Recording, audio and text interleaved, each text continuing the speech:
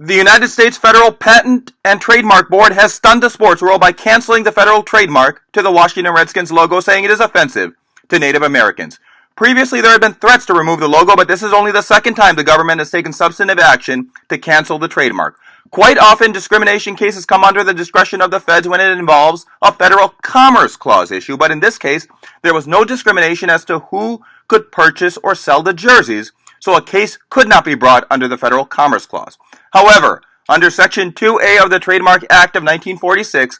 no trademark can be registered if it consists of matter which may disparage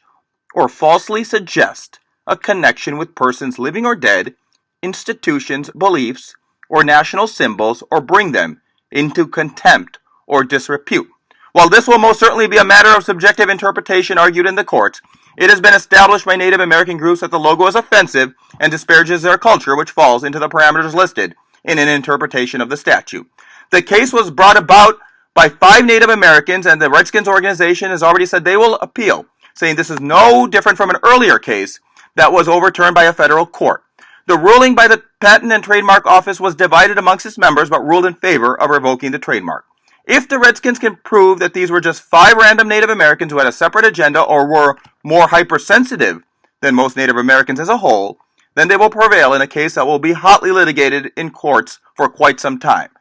If the team can't prove that, however, and it is shown that Native Americans as a whole object to the logo, then the Washington Redskins, who remain as one of the most popular and marketed teams in all of sports, will have to change logos, which will cost them quite a bit in overhead, both internally and it will externally jeopardize contracts they have with existing vendors who have existing inventory with Redskins logos on them.